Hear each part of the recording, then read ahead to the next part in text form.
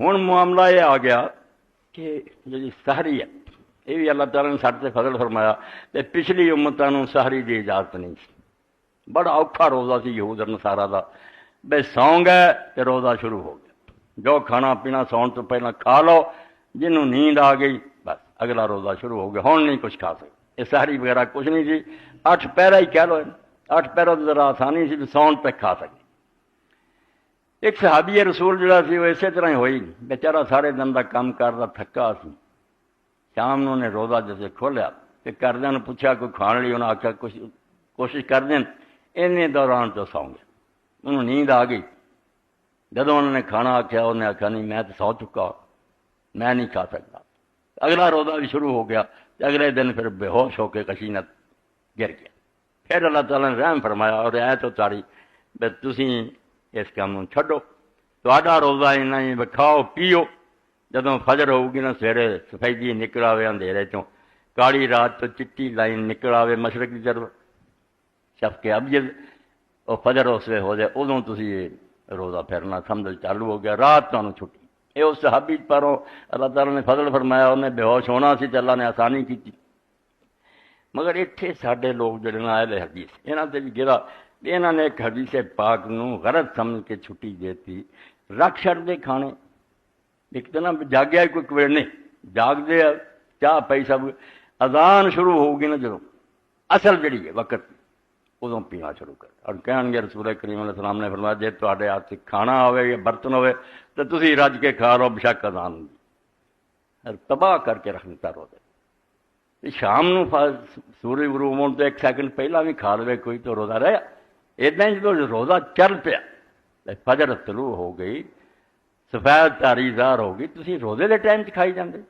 یہ غلط فہمی اس پار ہوئی، بڑے میرے سے ناراض ہے بے ہے گمراہ فرا گمراہ کوئی نہیں، شاہ ولی اللہ رحمۃ اللہ علیہ فرماؤں دے قول صلی اللہ علیہ وسلم کہ اللہ دے رسول علیہ السلام نے جڑا فرمایا سی نا اذا سمع النداء احدکم، کہ جدوں تہاڈے چوں کوئی آدمی اذان سنے غالے نہ فی یدی، برتن وہ ہاتھ ہوئے فلا اذا تو رکھے نہ حتی یقضی حاجت ہو میں جب تک اپنی ضرورت نہیں پوری کر، ہویا کہ یہ ٹکڑا سی جڑا پچھوں لے گیا تے بربادی ہو۔ اذانہ رسول کریم علیہ السلام دے زمانے 2 ہوندیاں، ایک اشارہ ہوندا سی بھی وقت ہون والا، اجے ہویا نہیں سی ہوندا پہلا، یہ حضرت بلال رضی اللہ تعالیٰ عنہ کہندی تو لوگ اس آواز نے حضور نے آخیا پہچان لو بلال جدوں اذان کہے ادوں نہیں تسی کھانا چھڈنا، وہ صرف دس رہا بھی ٹائم ہون والا اجے وقت ہے گا کھا لو، جدوں ابن ام مکتوم نابینا صحابی کہوں گا وہ ادوں کہندا جدوں ٹائم ہو جاتا، ادوں انہوں نے کہ ہن وقت ہو گیا، ادوں بعد نہیں کھانا، انہوں نے اس اذان نو بلال والی چک کے ابن ام مکتوم تے لایا، اور روزہ شروع ہو چکا تو کھانا پینا شروع کیا، اقول المراد بالنداء ہوا نداء خاص عن نداء بلال۔ تو شاہ صاحب رحمۃ اللہ علیہ شاہ ولی اللہ فرماؤں دے حجت الباغ کہ جڑا آخیا نا بے آواز آوے یہ وہ آواز ہے جڑی بلال دی سی کہ آپ نے ہونا فإنه یؤذن بلال، وہ جے رات ہوندی ہے جدوں اذان کہندا وہ رکھیا ہی اس تو پہلی آواز تو لوگ ہن محتاط ہو جان بھی جو کرنا کر لو، مکن والا ٹائم جدوں ابن ام مکتوم کھول کے گل آؤندی ابن ام مکتوم والا ادوں نہیں کھانا۔